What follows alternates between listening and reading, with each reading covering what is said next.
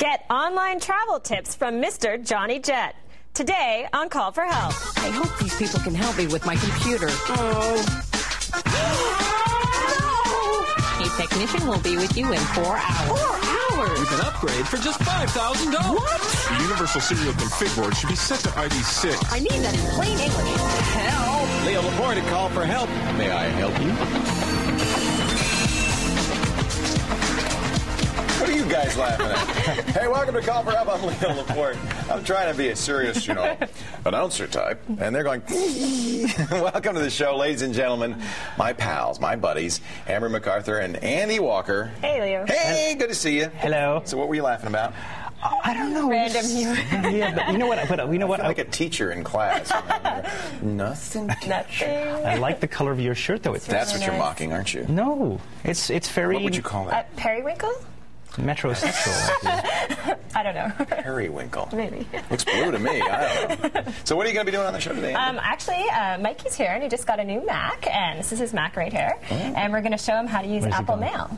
Oh, that's good. Yeah. The ins and outs of the... It's the mail program that comes with it. It is. It's the mail program. It's a custom mail program, and we're going to show him the basics. Very good. Yeah. I saw him use it as a door stop the other day. Yeah, I'm waiting. I mean, he's... I don't know why he bought it, to be honest. He's still slamming the thing, I don't know. I know. He's coming around. Well, you think we're going to get him? We're going to get him in the dark side? It's a matter of time. Right. What you're going to do something with the... I saw you fiddling around with those cameras over there. What are you up to?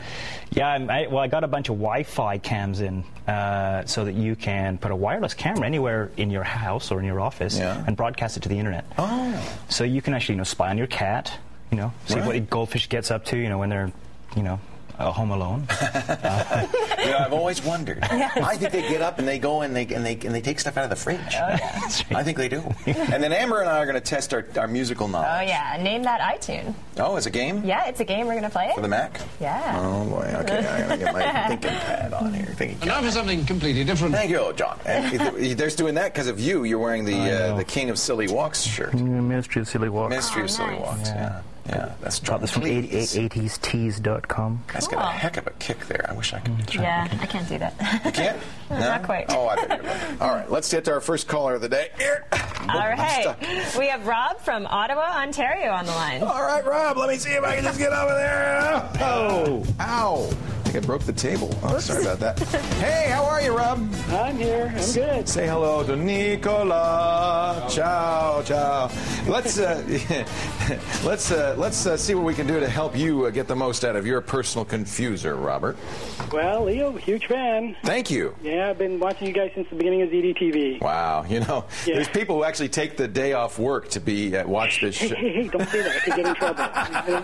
It wasn't bad enough in the old days. We could end up going to jail for watching you guys. So, there was a recent court decision. I don't know if this would impact it or not, but I heard this the other day in Canada where a judge said it's your free speech right to be able to watch any satellite provider you want, including U.S. satellite providers. Oh, wow. So that could change things quite a bit. That'd be great. Yeah. Yes, it is. Because we had quite a few people, I'm not going to name any names, who borrowed DirecTV. Hey, can I borrow a cup of DirecTV? Some of us subscribe, some of us pay.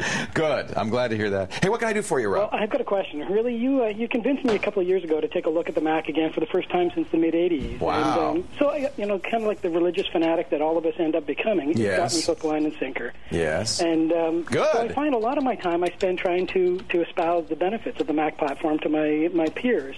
Yes. And what ends up happening is I inevitably end up caught trying to describe that Wintel monopoly platform versus the Mac platform. Right. The terminology used.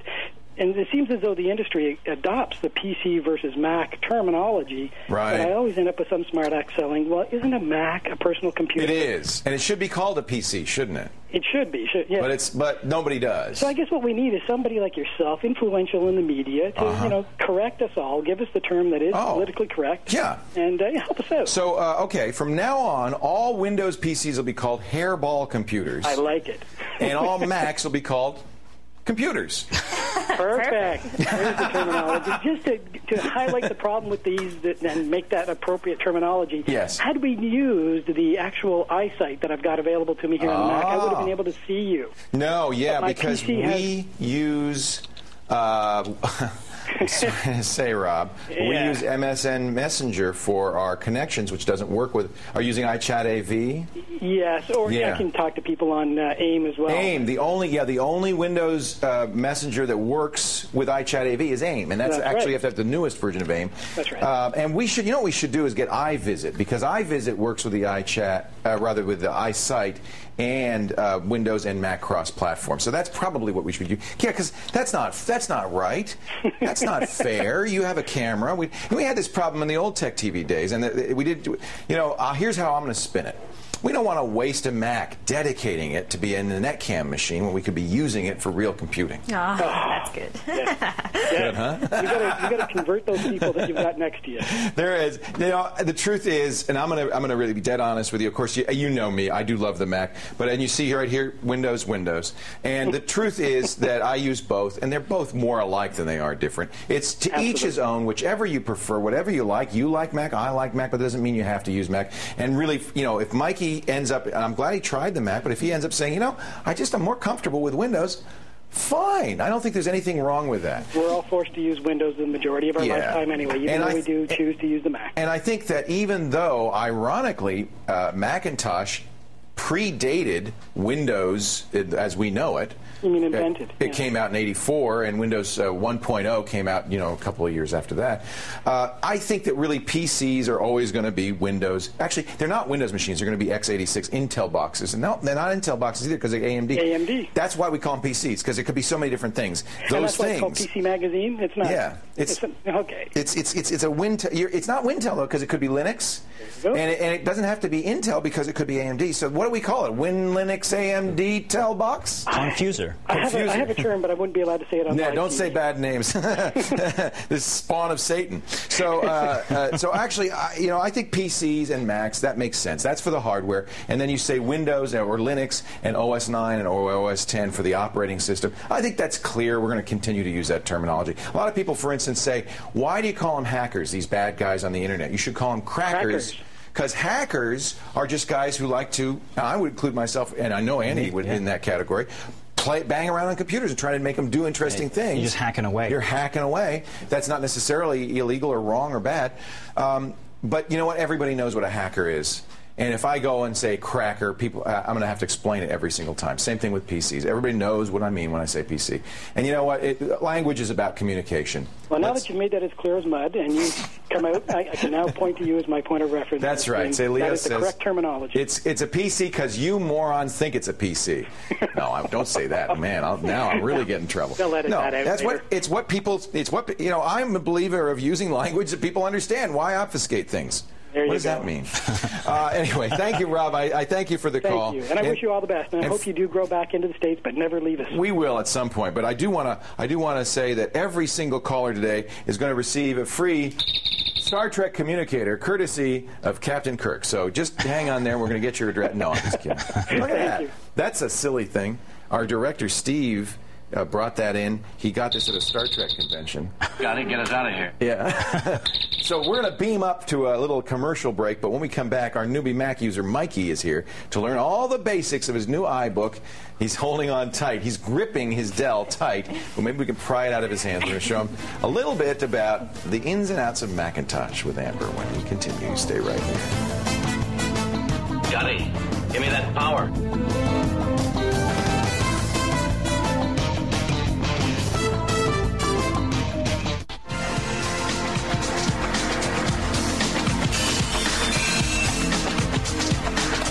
Welcome back to Call for Help. Today, Amber and I are working with Mikey to brainwash him, to show him everything he needs to know about how to get everything done in Apple Mail. We're going to replace Outlook. Now, there is a Microsoft Office for the Macintosh, and of course, you could use Entourage, which is the Outlook for the Mac. But Mail comes with OS 10. So yeah, and Mail is pretty good. Actually, Entourage is good if you have a lot more to keep track of and need a lot more organizational tools. But for the most part... Let me switch this over here so we can see the Macintosh. For the most part, Apple Mail is great, and it can do what you want it to do. All right, so Mikey, here we go. Are you ready? So nervous. I know, he's a little bit nervous. So today we're going to just start with the basics, and we're going to talk about the preferences in Apple Mail. So this is about getting set up in Apple Mail. Okay. So you do everything within Mail Preferences. You have this nice little window go here. I'm going to point out one thing, very important, and it confuses even Mac users, is how do you choose the default mail program? And well, you do it in Mail. You see this as default email reader? Yep. Even if you're changing it to something else, if you had Entourage installed, for instance, it would be available there. That's where you would do it. So that's kind of confusing. But Mail not only is important for your email, but it's also how you change your default mail reader to other mail programs. Yeah, that's really, really good to know in case you decide to get Entourage. Yeah, exactly. Excellent. Okay, so in the General button, you have obviously the default email reader, and you can change this to check for new mail every 5 minutes, every 15 minutes. Let's keep it on every 5 minutes, unless you get a ton of mail. No, it's okay. 5 minutes. You don't check too much because your internet service provider may make exactly. it mad. And then you have the mail sounds, so you can change it. You have lots of great sounds. The blow, bottle, frog, lots of them. Frog is like, yeah, there's lots of good stuff. So that's pretty straightforward. As far as accounts, this is what you need to know to actually get set up to get your mail coming in and to get your mail going out. Looks like he set it up. Yeah, he started to set it up. It's not quite working yet. No, we haven't got. Yeah, we need to do a little more work in here. But as you can see, that your account information goes in here, and then your server settings. Yeah, this is an IMAP server at Mac.com, so it's a little bit different. Oh, you use Office SMT, but we talked about that the other day. Exactly. Yeah, so this is where you actually have to get your mail set up with your incoming server and your outgoing server. No different than Windows and the server. Yeah, in fact, you'll see that they're pretty much analogous capabilities. Okay. Yeah, it's pretty similar. So this is a very important feature, the junk mail feature. So this is where you fight spam, basically, and make sure that you don't get a lot of spam in your inbox. So you can enable junk mail filtering. And this is something you just mentioned to me actually earlier, was that it's in training mode when you first get the computer. Right, and from I got a message yesterday actually that told me that it either learned enough about my mail habits and that I could set it to automatic, and it would automatically filter. I think that's pretty nice. Which I thought the training mode continues to put it in your inbox so you don't lose any mail until it's smart enough to really be sure. Once you feel like, it's doing a pretty good job, you can have it go to the spam box. So it stays in training mode for, I think, a couple of weeks or something, and then it goes automatically into your spam box. And that's the little touches that are really very different in the Mac world. The little extra, you know? We sound like such biased people. I know, it's terrible. So that helps a lot. I actually use junk mail filtering all the time in Apple Mail, and I think it's pretty good. It's pretty good. Yeah. From the mail I've received so far, it's good enough. 99.5%. It's good enough, especially for a home user. It's pretty good. Yeah, definitely. So in here you have your fonts and your colors. So this will allow you to change all your fonts, same sort of thing you do in Outlook. And then viewing. This is how you view your mail. One neat thing that I use in Apple Mail all the time is for other people who are using AOL messaging is you can see when someone's online with their email. So they'll send you an email and there's a tiny little icon that says that your buddy's online, so you can chat immediately with them. So it's a nice little extra as well. Composing, pretty, same thing as Outlook. Your signatures, you can go in here. Actually, let's quickly add your signature in here, Mikey. Yeah, we showed how to do that in Outlook the other day. Yeah. Bernie, let's show them what to do here. Mikey, call for help. So this will be added at the end of every message that you send out, and that's kind of a good idea. It could save you a lot of typing. I usually have a couple of different signatures. One for family and friends that has more information in it. That's good. And others for strangers. For strangers. And then you can choose here. You can choose to add another signature, and you have all your defaults. You see right here, if you added more, they would be listed here. Yeah. Now you notice that in random order, it allows you to have those signatures where you have a bunch of different quotes, and stuff. You can put a ton of them in there. Very neat. So there's lots of personalization in here. So this is great if you're using your email account for more than one purpose. And then you have your rules in here. So this works the same as Outlook as well. So you can, come up with new rules and add filtering rules. And stuff like that, moving the boxes and stuff like that. Yeah, that kind of stuff. So a lot of the stuff is pretty straightforward. It's the same, a lot of same features as Outlook. It's a little, I find it a little more friendly. The interface is friendlier. It's very clear, very simple. Very, very clear. Yeah. So once you get set up and you get it working, I'm sure you can play around a little bit. And there's more than that even. There's color coding for emails coming from certain people and all that fun stuff. Cool. Yeah, it's great. Comes with the operating system, so it's not bad. Now, there are lots of other choices, by the way, on the Mac platform. I use a program called Power Mail from CTM Development, which is an amazing power tool. The people who do bare bones BB Edit also do one called Mailsmith. It's very, very powerful. Those are for more higher-end users, and of course, there's Entourage. There are a lot of choices on the Mac platform. Yeah, definitely. So you should start out with this, and then maybe you can move up to Entourage or something else. Exactly. For show notes on this Mac extravaganza, we're going to continue to indoctrinate him and show him more and more tips. And if you've never used a Mac, there's a chance for you to see kind of how it looks different. It's not so really different after all. A computer's a computer. Go to callforhelptv.com. security.com. Coming up next, Andy shows us various Wi-Fi cameras. These are kind of fun. And we'll install one and take pictures of Mikey. Perfect. With his Mac. We'll see if he's still using that Mac when we come back. You stay here. You got mail, baby. Yeah, baby.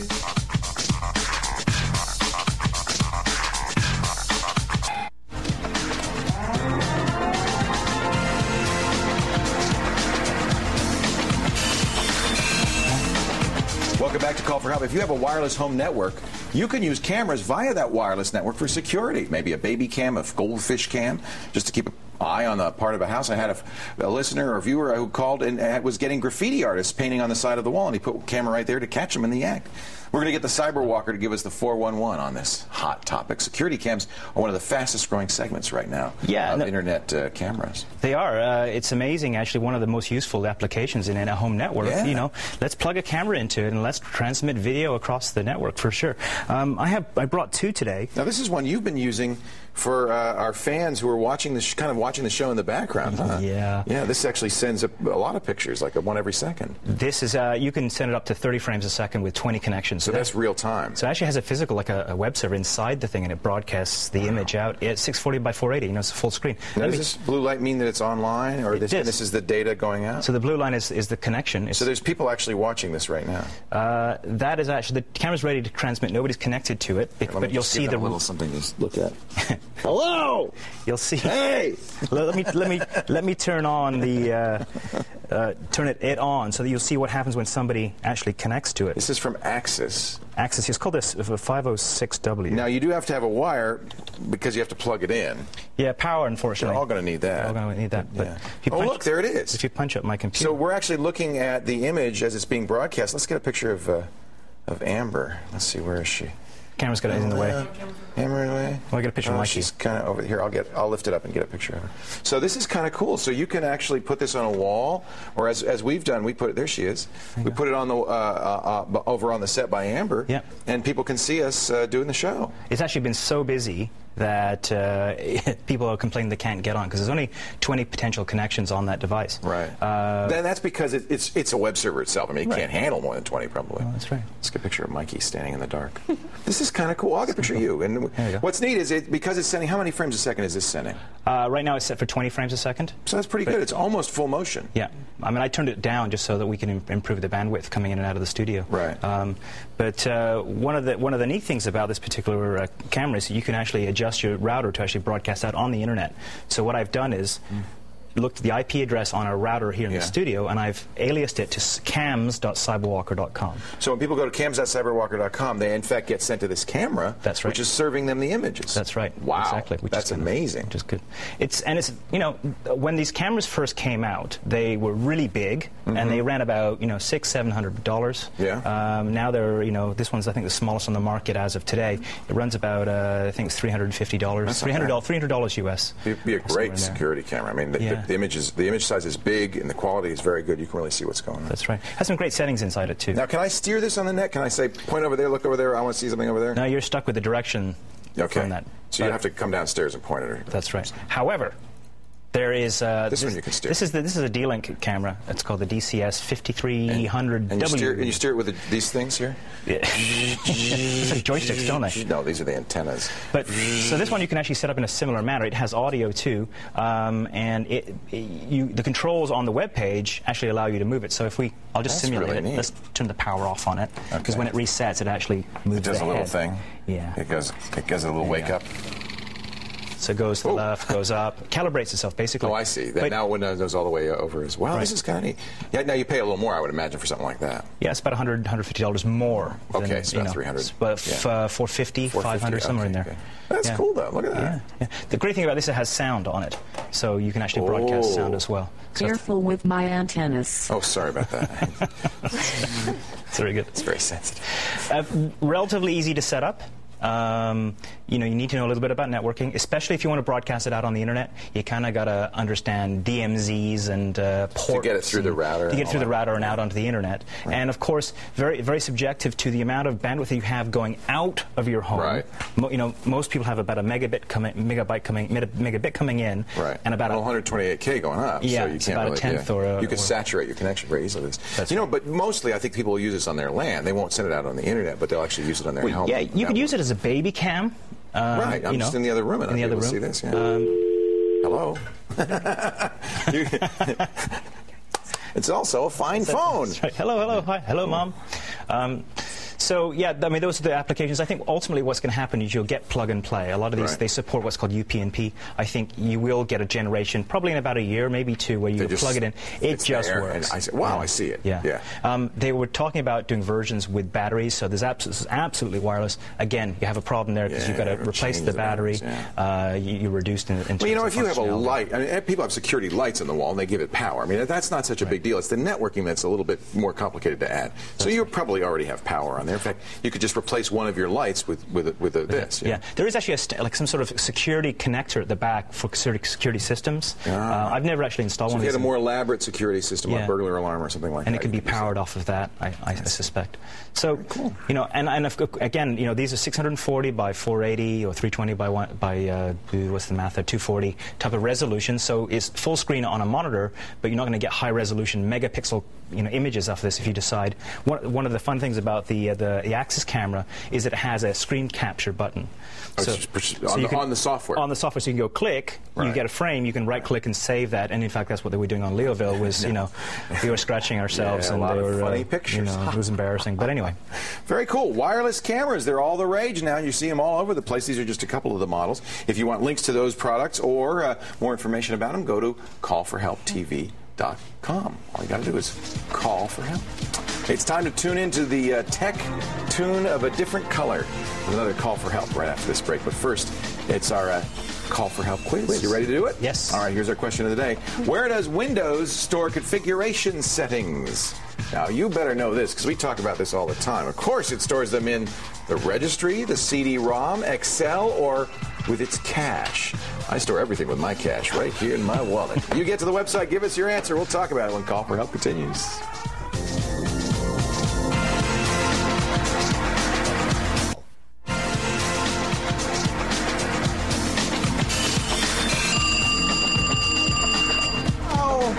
Hello, how are you? Welcome back to Call for Help, ready to tackle a tough question. Let's see what we've got going here. Amber, you got somebody on the line for me? We do. We have Shelley from Vancouver, British Columbia. Hello, Shelley. Hi, Leo. Well, hello, Shelley. How are you today? I'm great. It's so good to talk to you. Oh, it's my honor. I'm thrilled to talk to you. I hope you can solve this issue. Uh-oh. What's the problem? I have a little mini disc player that I can't seem to get the software to work. I'm sure there's other viewers out there assuming it's the same problem with their situation, It's too. this Sony software, isn't it? Yeah.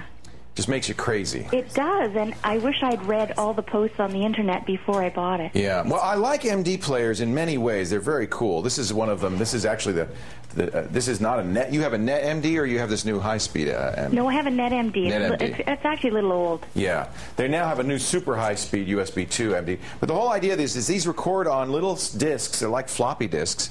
And it's neat because you can get a bunch of songs in one disc, and you can carry with you a bunch of discs. They record. You know, it's just Sony's way of creating, you know, its own kind of MP3 player, and as usual, Sony does it its own way. And this is one of the reasons you're stuck with the Sony software. I'm going to send you to a site called NetMD Topics. It's from minidisc.com. Okay. And they have an FAQ on NetMD software packages. And the real problem is that because NetMD is proprietary and the USB connection to NetMD is proprietary, there's no way somebody can write their own software. There's Sonic Stage, which comes with Sony. There's OpenMG Jukebox. Which one do you have? I have that, exactly. Sonic Stage 2. Sonic Stage. Because that's the newer of the two. I've upgraded, yeah. And then there are, you know, some of the other companies like Panasonic and Kenwood make their own, but they're not going to work with your Sony player anyway, even though those are MD players. Okay. And the problem is, and here's the non-commercial options, and right here it says, note that none of the non-commercial packages provide high-speed downloading from a PC or Mac. because of the secure DRM, digital rights management of the NetMD protocol. Now, that doesn't mean you can't use some other software. It just means you won't get the high-speed NetMD copying. You'll have to copy in real time. I could even live with that option because I can't do anything with it now other than launch it off my Sunday. Oh, good. All right. Well, I'll put this link in the show. That's pretty pathetic, isn't it? There's a couple of things. There's an open source project for Unix, Linux, and Mac. You're on Windows, though, right? Right. Well, then you might want to look at this. This is called WinNetMD, and it does allow real-time uploading from NetMD equipment to PC. Real-time means if it's a 3-minute song, it takes 3 minutes. Right. Okay, so there are some other programs. Here's one that works with Nero called Simpler MD, and it automates the Nero Simple Burner route.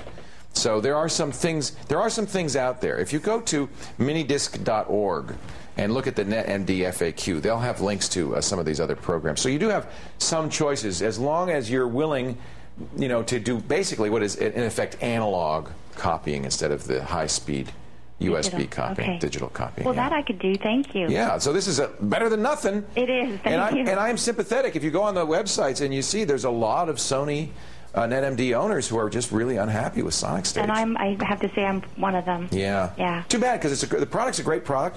Sony's kept it alive through kind of the vicissitudes of the ups and downs of fortune. I mean, and now they're putting MP3 on it. So, in time, this may end up being a format that really lasts a long time. But we've got it. And this is the problem with proprietary closed solutions that only one company owns. There's no developers community, so nobody else is doing it. Right. And you're stuck with what Sony does. I really like the machine. It's just, as you say, the software hasn't been great. Great machine. Love it. Well, I'm sorry you're having trouble with it. At least there's a few places you can try. Thank you so much. I thank you. It's great to talk to you, Shelley. Thank you. See you later. Bye. Coming up next, I'm so glad to have him back. He used to join us all the time in San Francisco at Call for Help, version 1.0. But Johnny Jett has flown all the way up here to the Big Smoke to share his secrets on getting the lowest prices on airfare, hotel rooms, car rentals, and last-minute getaways. If you're into traveling and you want to do it with your online sites, Johnny Jett's here to do it. We're going to talk to him in just a bit. Don't go away.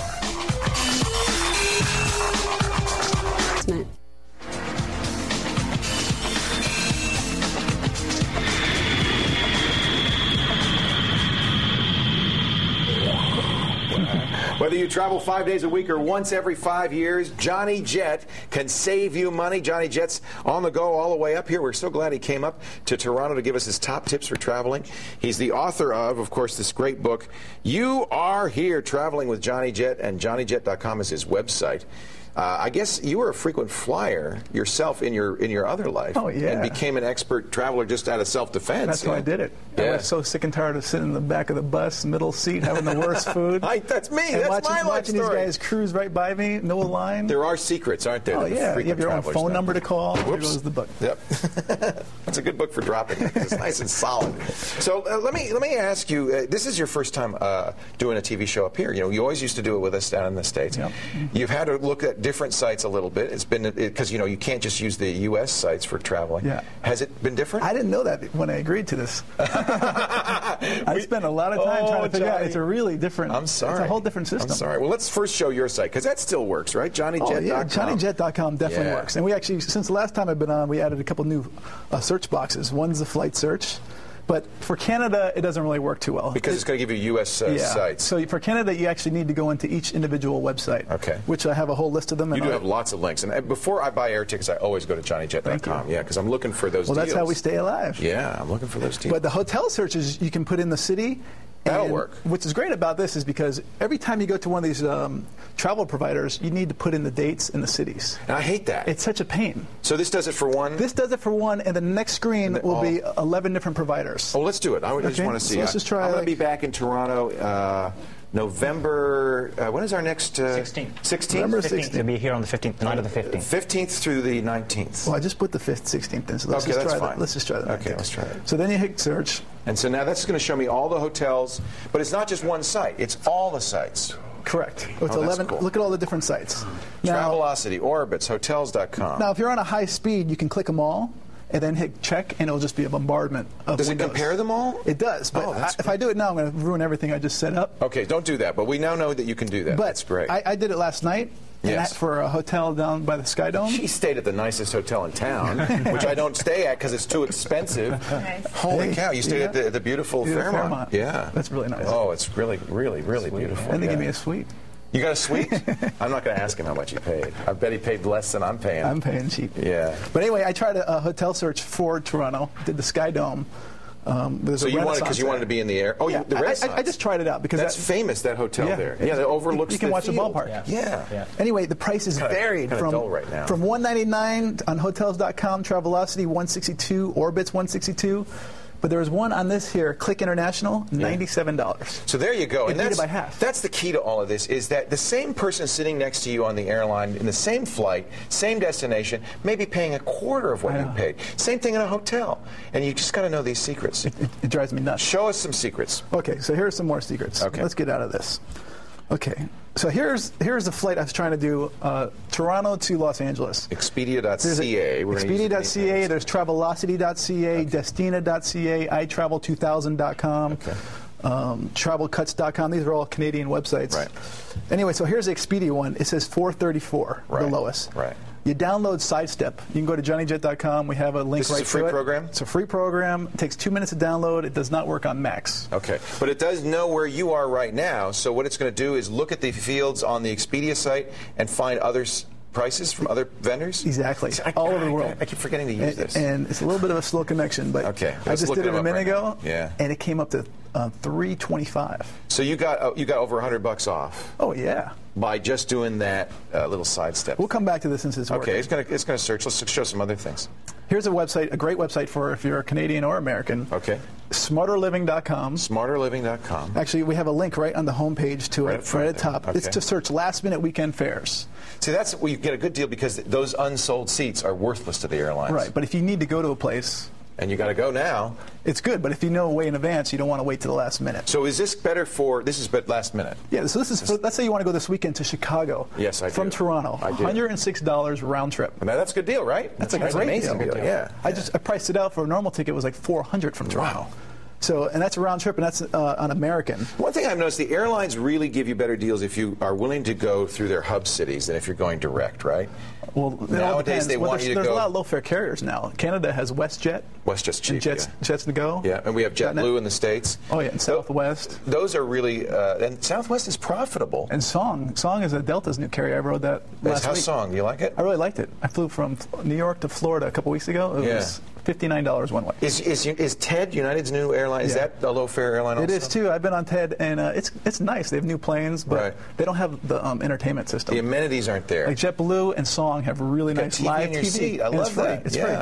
Yeah. I mean, there's so many low-fare carriers around the world. Even Asia just started getting a lot of good ones. So they're looking at the success of companies like Southwest and JetBlue and saying, you know, there's a model here that we can follow, and that's good for us as travelers. It is good. It's good for, but gives us much more some variety. of these are going under too. Like Independence Air just started in the U.S. Oh, that's not good. And they're actually probably going to file for bankruptcy. You got to charge enough to. But make here's money. some sale fares for this weekend to from Vancouver to like San Diego, $189. That's great. It's a great deal. And right about now, the people in Vancouver are thinking San Diego sounding awful nice. Awful nice. So let's say you want to check out a hotel. This is your hotel where you are today. This is the Fairmont Royal York. So I went online to TripAdvisor.com to see what the reviews were to find out if it's a good place. Yes. And this has like supposedly unbiased reviews from like 5,000 different users. And they seem to like it. They really like it. Look at all the different 5 stars. 5 stars, yeah. So this is a good one to find out information on the hotels that you're going to go to. I actually have been doing that thanks to you, and it saved me a lot of trouble because I haven't gone to the bad ones. I only go to the good ones. Here's a fun site. Airline Meals. There's nothing fun about Airline Meals, Johnny. This guy is from he's from Holland. Oh, that's disgusting. And he took a picture of his look at that. He took a picture of his meal on a flight to show his mom, and everyone was fascinated. So he decided to ask all these people. And they sent in. You know, I'm going to do this. Every airline in the world, and there's over 4,000 pictures right now. I've even submitted pictures. Really? So you can check out all the. Look at that. It's terrible. Air France. This is Air China. What is that? Air Bulgaria. Look at Air France. This is Air France. Look. Oh, now Air France, you get a croissant. Oh, wait a minute. That's good. Now these are normal first class. No, it says what they are. So some of them are this was economy class. Economy. Wow. And so it gives a rating. Oh, look at that. No, that's first class. Yeah, that's baby. upgrade. Look at that. Yeah, Holy cow. That's business class. Business. So Yeah. this is fun. He paid for that meal, though. That's the difference. But this is from users around the world. It's not him. Airlinemeals.net. Airlinemeals.net. You can submit anything you want. Now, do they say what the best food is? What do you say? What's the best airline food? Well, I took Singapore Airlines this summer. Singapore Airlines. I was on the very first flight from Singapore to Newark. Non-stop, 18.5 hours. We got served 4 meals. The world's longest flight. World's longest flight. Commercial non-stop flight. 18.5 hours? I was a little bit nervous because... That's a long time. It's never been done before. I was like, you thought the plane might run out of gas? You made it, though. I sat next to a pilot, and he assured me. That's wild. Yeah. Now, if you're going to go on a flight that long, do you get up and walk around? Oh, what do you do? You should get up every hour or two. Yeah, because definitely otherwise... drink lots of water, 8 ounces every hour. Okay. But the food is awesome. How many miles a year do you fly now? I fly a lot. Yeah. It's uncounted numbers. It's a lot. Miles. It's like 150,000. Johnny Jet is the guy. 150,000 miles a year, and he's still walking around. How does he do it? I don't know.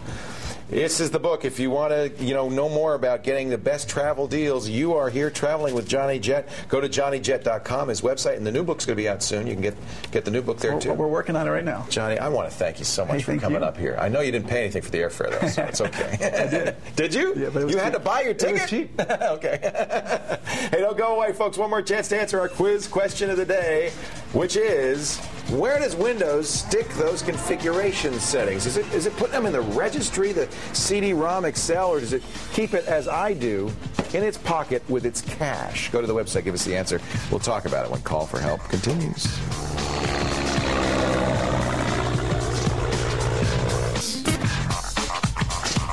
Before the break, we asked you, where does Windows store its configuration settings? Well, of course, you know by now. It's in the registry. Get to the website, give us the answer. We'll talk about it when Call for Help continues. Cotton, I can't get any more power out of her. Scotty. I've seen a part of myself no man should ever see. Oh, my God. Here we are now. Let's get going. Another call for help on the line, I believe. Amber, where shall we stick our pin this time? We have Jill from Kamloops, British Columbia. No, Gilles, yeah. Jill. I think we've stuck a pin in Kamloops before, have we not? Yeah, we had someone write in for a web workshop. That's right. Yeah. So we've got a pin in Kamloops. Hello, Gilles. How are you? I'm great, Leo. How are you doing? I'm wonderful. Welcome to the show. Excellent, thank you. Please forgive me for mocking, or really not mocking, but murdering the name Kamloops last time we talked about it. I think I've got it now. It's Kamloops. Actually, we just moved here recently ourselves, and it takes some getting used to. It's not an easy word. So you look at it on the page, you go, want to say Oompa Loompa. You don't know. It's because, see, now I'm going to get in trouble again with everybody in Kamloops. What can I do for you, Gilles? Well, I've actually got a question for my wife. She's last year purchased the Kyocera 7135 smartphone. Oh, neat. And she loves it. Yep. But, it's got an MP3 player built in. And she has recently acquired some music CDs and some relaxation CDs. And she wants to rip them into MP3. Yeah. Which is the only format that's supported on the phone. Okay. And the question is, some of the CDs have some subliminal stuff, the relaxation ones in particular.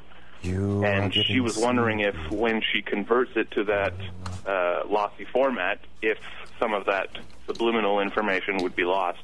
Gilles, that's a really interesting question. Here it is, the 7135. It's Palm-based. Yes. So it's the Palm MP3 player. But you say it only supports MP3s, not waves or any uncompressed format. That's right. Okay. Then you ask a very good question. Can you hear on these subliminal tapes, can you actually hear the subliminal message? I really don't know, and here's why I'm asking. Sorry, go ahead. Here's why I'm asking. The way lossy compression of any kind, for either audio or video or pictures, stills, works, is by removing things you cannot perceive. Right. So an MP3, it's actually very interesting. I had the guy who invented MP3 explain it to me on the screensavers once. And it turns out what happens with the ear, when it is hearing a particular frequency, there are side frequencies that it does not hear. The way the ear works, and it's just a mathematical model for the way the ear works, it can hear this frequency but not these side frequencies. So once they realized this, they said, oh, great, we can eliminate that data. And it'll sound exactly the same because the ear wasn't hearing that anyway. So your question is very apropos, because if the side frequencies are where they're putting those subliminal messages, they're not going to get converted. They're gone. Right. So the question is, how do they put subliminal messages in? Are they just very low? Are they very quiet? Can you hear them at all? You know, is the water going trickle, trickle, trickle, and you hear somebody saying, "You're getting rich"? If that, you know, if you can hear that, then the chances are it'll stay there. But if you couldn't hear it in the first place, and then I've got to wonder, is there really anything in there? Right. No, you're just taking their word for it, right? And number two, you may well lose it if it's an MP3. Okay, well, I can't be sure because these are kind of synthesized sounds. They're not any. There's no voice or nature sounds or anything like that. They're just kind of synthesized. It also depends on whether you believe in subliminal messages. Well, I'm a little skeptical myself, but my wife's a big believer, so I don't tell her that they come with a Ouija board. Yeah, don't tell her. Say that the subliminal messages are still in there. Right. And because here's the thing. If she can't hear them now, and the MP3 removes them, and she can't hear them then, so what? Right. She wasn't hearing them in the first place. Okay. If she can hear them, then the MP3 algorithm should not, in theory, remove them. Right. It only is removing stuff you can't hear. Now, it's not perfect. So it does add artifacts, and sometimes it removes maybe a little more than it should. They've spent a long time. I would use, the highest quality you can on that thing. If it supports 160, 192, even all the way up to 320, do that, because that'll remove less, right? A variable bit rate versus the constant? Yeah, let me tell you about what that is. Okay. And I don't think that'll help you with subliminal. But it turns out the more complex passages require a higher bit rate, right? We've got to represent more data. Simple passages require less data, less bits. So variable bit rate, you set a kind of a floor. You say normally record at 128, but if you need more, if it gets real complex, go up. So that might help. It might help. It's the complexity of the music, however, not if it believes that your wife isn't hearing it, it's going to take it out anyway. Right. So the VBR, the variable bit rate, won't help you there because the algorithm's saying, well, she can't hear it, so it doesn't matter. I'm not going to take more bits to represent something she cannot hear. But if the algorithm believes she can hear it, the more bits may help because it'll do a better job of reproducing it. It really comes down to, do you believe in subliminal messages? How are they encoding those subliminal messages in? And I would say chances are probably, just between you and me, don't tell your wife this, between you and me, Gilles, probably the MP3 is taking out the subliminal messages. He watches the show, Leo. I don't know if I can get Oh, dang! What's her name? Robin. Robin, you can hear the messages. Yeah. Robin, you can hear the messages. I think that's the trick, is just to say, no, Leo said it was okay, you could hear the messages, it's in there, you're hearing the messages, and she'll still feel relaxed. Okay, I'll pass it on. It's a fascinating question. And the next time I talk to Klaus Maria Brandauer, the guy who invented MP3, I will say, what happens to subliminal messages? He's probably going to say there are no such things, Leo. Right. Thanks, Gilles. Thanks for your help. Have a great day. Take care. Bye. Who sings If I Had $1 Million? Is it Bare Naked Ladies? Bare Naked Ladies, yeah. Bare Naked Ladies, I got it. Let's test our music IQ right now. It's our free file today. It's an iTunes music quiz, and Amber and I are going to play each other. We didn't get a chance to practice this. We haven't practiced, so you have to show me how to use it. Pretty quickly. Okay, I'm going to be good. Okay, so it's keyboard? Yeah, it's all on the keyboard. So what's going to happen is the songs are going to Can you see this? It's called Name That iTune. Name That iTune. So it comes from the playlist of your Exactly. computer? It comes from iTunes, from your iTunes library, actually. Okay. And then the songs will come up in the order Do I that you have to play to and press them. a number? Okay, so these are your numbers. Oh, equals? Yeah, okay, I got it. Equals. See? Yeah, okay. All Equals, 4 of them. bracket, semicolon, and comma. Yeah, What is and 1, 2, 3, or 4? QAZ. Okay, I'm ready. Okay, you ready? Let's name that iTune. All right, here we go. All right, ladies and gentlemen.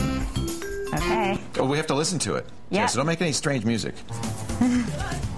You can be my Oh. That's Bare Naked Ladies. Oh, you're fast. I got it. Okay, wait. Oh, this is Mikey. This is Mikey Lazaria? Yeah, it's his original mix. That's not fair. I know, sorry. Oh. I'm winning. Okay. You are winning. Oh, I don't know this one.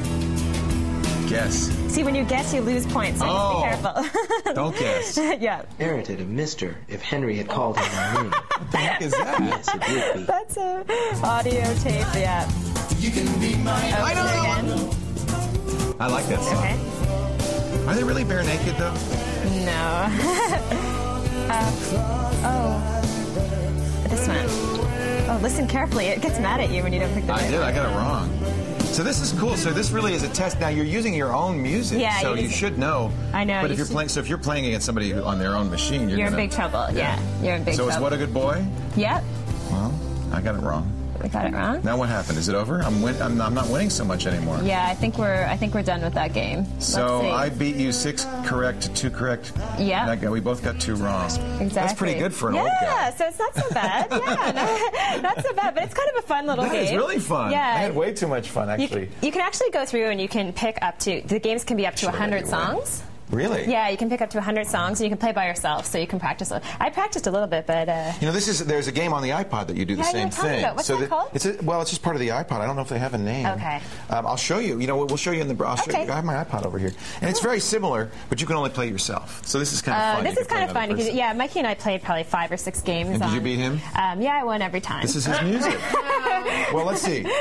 You beat him. Yeah. And I beat you. I know. So I beat you. Yeah, so you pretty much... We all beat Mikey, basically. Oh, poor Mikey. It's his music. Yeah, he made some songs, too, in GarageBand, so it was kind of cool. So I think he won on those. Isn't that fun? You like GarageBand, Mike? Isn't that? Yes, that's the best reason to buy a... Yeah, it definitely is. Name that iTunes. Name that iTune. We're going to put a link for this on callforhelptv.com in our free file archive. Yeah. You want to do another round? Yeah, we could play another game. We're going to take a break. When we come back, we're going to show you how you can be on the show. Oh, I did a call already. Yeah, okay, so we'll be back in just a little bit. Okay, let's go. Ready? I'm ready to go. All right. Stay right here. Okay. Play some music. Here we go. Here we go. Help. Watch more. Call for help. Watch more. Call for help. It's a subliminal message.